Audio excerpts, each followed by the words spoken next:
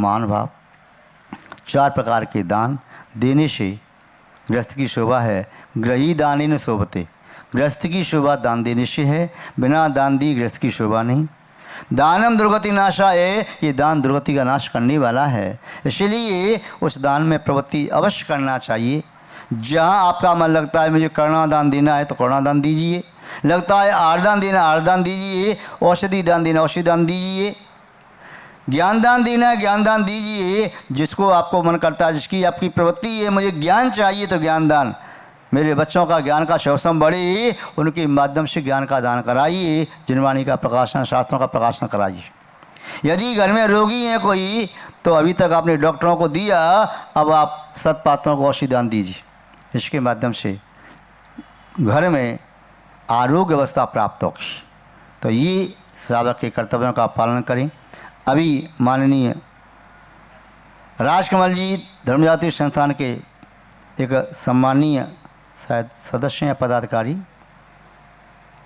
तो उन्होंने अभी अपनी बात रखी कि उनकी संस्था यहाँ पर करुणा दान के रूप में कुछ कार्य करना चाहती है। संस्था बीच बीच में शिविर आदि लगाती है और आयोजन करती है मानव कल्याण के लिए, सेवा के लिए। कोरोना पीरियड में उन्होंने अनेक व्यक्तियों की सहायता की, गुप्त रूप में भी की, कभी प्रकट रूप में भी की। यहाँ पर मुंबई में उनका भाव हुआ है चातुर्मास के दौरान कि कोई व्यक्ति यदि दुखी है, अंग विहीन है, हाथ पैर आदि नहीं है, कट गई या एक्सीडेंट में कुछ हुआ, और यदि संभव हो सकता है उसे आर्टिफिशियल हाथ या पैर दिया जा सकता है, हैंडीकैप्ड कोई व्यक्ति है, तो पुण्य वह संस्था उस सेवा करके पुण्य प्राप्त करना चाहती है।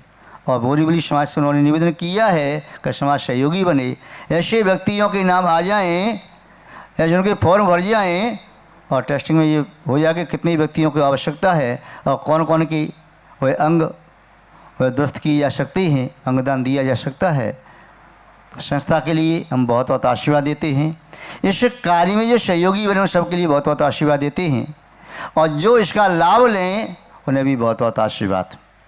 संस्था का शायद मेरे ख्याल में अधिवेशन भी कब 18 सितंबर रविवार आचार्य श्री संत सागर जी महाराज की समाधि दिवस, तारीख की अपेक्षा से, तिथि की अपेक्षा से आपने पहले संपन्न किया था, अब तारीख की अपेक्षा से है। भारतवर्ष के विभिन्न स्थानों से लोग आकर के सेवा का भाव व्यक्त करेंगे, अपनी बात कहेंगे, और संस्था ने क्या क्या कार्य किए, आगे क्या कार्य करेगी, कौन संस्था क्या कार्य कर रही है, वह सब कार्य संपन्न होंगे। संस्था के सभी सदस्य पदाधिकारी जो निस्वार्थ भावना से सेवा कर रही हैं, और संस्था इतने वर्षों से काम कर रही है, किंतु संस्था की ये विशेषता, शायद मुझे लगता है संस्था में कोई फंड नहीं है, काम आज तक रुका नहीं, और संस्था में कोई फंड है नहीं। हो सकता है कि जितने से अकाउंट बंद नहीं होता उतना फंड भली पड़ा हो, हज़ारों में, ज़्यादा नहीं है। इकट्ठा करना चाहती तो करोड़ों का फंड इकट्ठा कर लेती, किंतु संस्था का उद्देश्य फंड इकट्ठा करना नहीं। कोई भी काम हो, काम रुकता नहीं, सभी इकट्ठा करते हैं, काम संपन्न हो जाता है। तो ऐसी संस्था पहली संस्था है, अखिल भारतवर्षीय संस्था होने के बावजूद भी फंड नहीं रखा। योजना उनकी करोड़ों की हैं, अरबों की हैं। हम कार्य ऐसे करेंगे, पूरे भारतवर्ष में करेंगे। बिहार धाम बनाने की योजनाएं, जहाँ साधुओं के बिहार होते हैं, स्थान नहीं है तो वहाँ बिहार धाम बनाते हैं। क्षेत्रों के विकास में भी, या जो विद्यार्थी पढ़ने में असमर्थ हैं उनकी पढ़ाई के लिए भी संस्था ने कार्य की गुप्त रूप में। और इसके साथ साथ कोई रोगी है उसके लिए भी काम करते हैं। अन्य प्रकार से विधवा आदि है, वृद्धा महिला है कोई, उसके लिए भी गुप्त रूप में सेवा करने का भाव। मंदिर आदि के लिए जगह या मंदिर बनवा के पूरा दिया, मंदिर की कई जगह पंचकर्म प्रतिष्ठा संपन्न कराई, वहाँ की सेवा नहीं करा पाती है, तो ये सब कार्य संस्था ने किए हैं। शायद जहाँ तक हमारे संज्ञान में है, उस संस्था ने किसी पुस्तक को, शास्त्र को आज तक एक भी पुस्तक को बेचा नहीं। यदि पुस्तकें 350 या 300 प्रकार के शास्त्र प्रकाशित हुए हैं, कोई शास्त्र 1000, 2000, 5000, 10,000 या ज़्यादा भी प्रकाशित हुए हैं, तभी यथायोग्य हाथों तक पहुँचाने का प्रयास किया। ऐसी संस्था के लिए भी वहाँ के जितने मेंबर हैं, और किसी भी संस्था में कोई भी व्यक्ति वैतनिक नहीं है, सब अवैतनिक सेवा दे रहे हैं। कोई भी ऐसा नहीं किसी को कुछ मिलता होगा, कुछ नहीं। आना जाना भी स्वयं का खर्च करते हैं, जो भी कार्यक्रम करते हैं स्वयं की ओर से करते हैं। ऐसी निस्वार्थ भावना से सेवा करने वाली संस्थाएं, चाहे अखिल भारतवर्षीय धर्म जाति संस्थान है, दिल्ली प्रदेश है, उत्तर प्रदेश की संस्था है, चाहे राजस्थान की संस्था है, गुजरात की संस्था बनने जा रही है, महाराष्ट्र में देखते हैं यदि कोई निस्वार्थ भावना से सेवा करने वाले मानव आते हैं तो यहाँ भी संस्था का गठन हो सकता है। और हरियाणा में भी, हिमाचल प्रदेश के मानव भी हैं। तो जो जहाँ जहाँ कार्य कर रही हैं, लघु संस्था के रूप में जो जिले स्तरीय कार्य कर रही हैं, वह भी निस्वार्थ भावना सेवा दे रही हैं।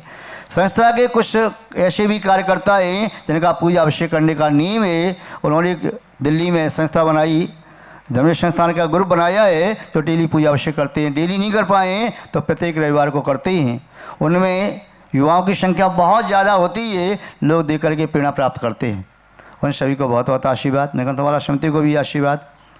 सत्यार्थी मीडिया, वह भी एक संस्था, उसको भी आशीर्वाद। एक जीपीसी इंडिया, वह भी संस्था रजिस्टर, उसको भी आशीर्वाद। ये सब कार्य कर रही हैं। इसके अलावा भारतवर्ष में जितनी भी संस्थाएं हैं, कोई भी संस्था हो जो निस्वार्थ भावना से धर्म की सेवा कर रही है, उन सभी संस्थाओं को अंतरात्मा से वात्सल्यपूर्वक बहुत बहुत आशीर्वाद हैं। इन्हीं मंगल भावनाओं के साथ इस शब्द श्रृंखला के प्रवाह को विराम देते हैं। जय बोलिए श्री शांतिनाथ भगवान की, परम पूज्य आचार्य गुरुदेव श्री विद्यानंद जी महाराज की। जैनम जयतु शासनम विश्व कल्याण कारकम, धर्म स्नेही सत श्रद्धालु, यहाँ पर उपस्थित आप सभी भव्य वर पुंडरीक पुण्यात्मा महानुभाव, पर्वराज पर्यूषण उपांत की ओर हैं। धर्म के लक्षण जो क्रमशः देख रहे हैं, आज उपांत लक्षण के संबंध में चर्चा करना अनिवार्य है। क्रमशः 8 लक्षण धर्म के देखे। 8 लक्षणों को प्राप्त करने के लिए पुरुषार्थशील भी बने। ज्यों-ज्यों आगे बढ़ते चले जा रहे हैं, त्यों-त्यों हमारा संबंध पर पदार्थों से मानो टूट रहा है। हम स्व की ओर विशेष प्रवृत्ति कर रहे हैं। जहाँ उत्तम क्षमा धर्म लक्षण के रूप में देखा, अनादिकाल से जिस कसाय से संबंध था, उस क्रोध से अब मित्रता तोड़ दी। फिर भी कभी अचानक आ धमके अलग बात है, किंतु ये जान लिया क्रोध मित्रता के लायक नहीं है। यदि मित्रता करनी है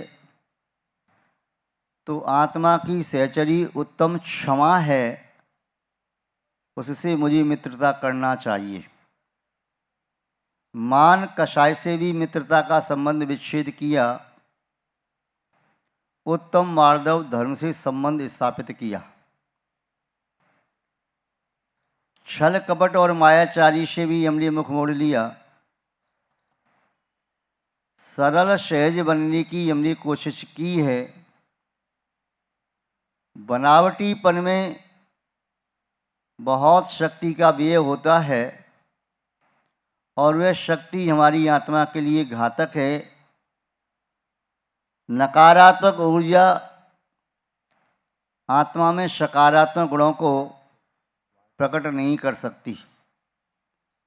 इसलिए सरलता सहजता में रहना मेरा स्वभाव है, अत्यंत उपयोगी है। सरल सहज बनकर के रहने में शक्ति का संग्रह होता है। वही शक्ति मुझे मोक्ष मार्ग में गतिशील कर सकेगी। आगे देखा,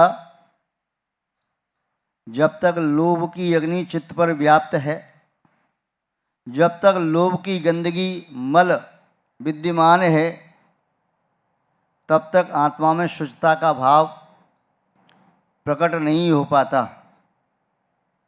उस लोभ को प्रक्षालित करने के लिए समसंतोष जलीण जो धोवति लोमल पुंजम भोजन गिद्ध विहीणो परिणाम मानस मुनि तस्य। तीव्र मल लोभ पुंजम, तीव्र लोभ की मल पुंज का प्रक्षालन करके भोजन के प्रति भी गिद्धता का अभाव करके संसार की किसी वस्तु के प्रति लोभ नहीं, कर्म के उदय से जो कुछ प्राप्त हो रहा है उसमें समता भाव, जो मुझे कुछ प्राप्त करना है उसके प्रति पुरुषार्थ करता हुआ मैं और आगे बढ़ा, तब संभव है मेरा साक्षात्कार मेरी आत्मा से हुआ।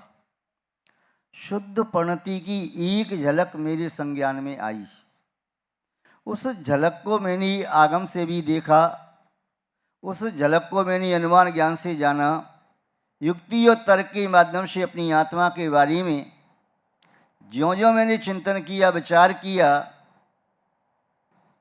तब मेरी आत्मा पूर्णतया उस अपने सत्य स्वरूप को प्राप्त करने के लिए मचल गई।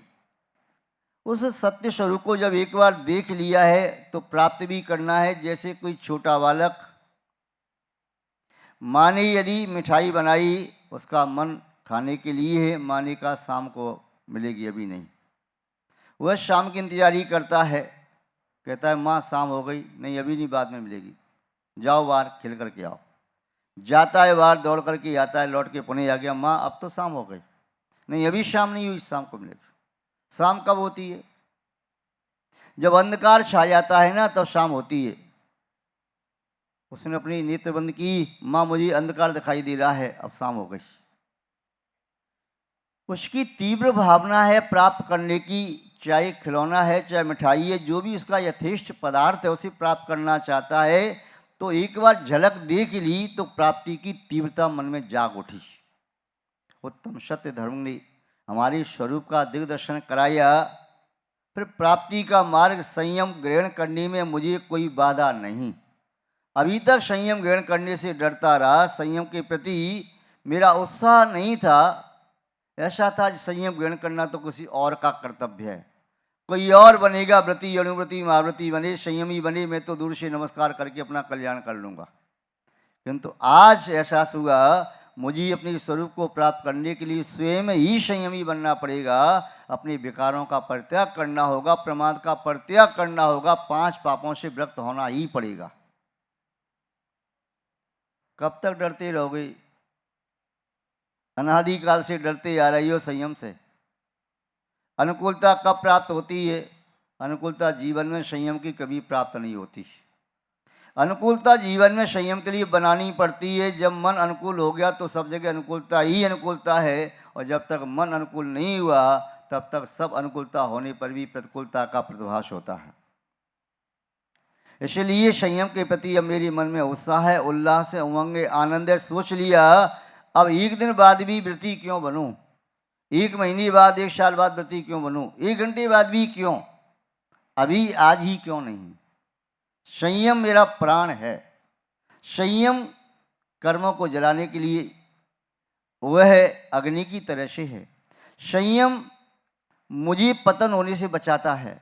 संयम मेरी सुरक्षा का कवच है। उस संयम को मुझे स्वीकार करना है। उस संयम को स्वीकार किए बिना जब मेरा हित है ही नहीं तो कब तक मैं अपना अहित करता रहूँगा। मुझे अपना हित तो करना है। ये तो मैंने संकल्प ले लिया, चाहे कुछ भी हो, ये शरीर की आयु जब पूर्ण होना हो तब हो जाए, चाहे आज हो या अनेक वर्षों बाद हो, किंतु ये मेरा संकल्प है, इस शरीर का परित्याग अव्रती अवस्था में नहीं करूँगा। इस शरीर का परित्याग अनुव्रती अवस्था में भी नहीं, महाव्रती अवस्था में करूँगा। यदि पुरुष हूँ तो यथाजा दिगंबर दीक्षा को स्वीकार करके, यदि मैं नारी हूँ तो एक वस्त्र मात्र परिग्रह धारण करके, सफेद शाट का धारण करके ही मैं अपने भव का अंत करूंगा या करूंगी।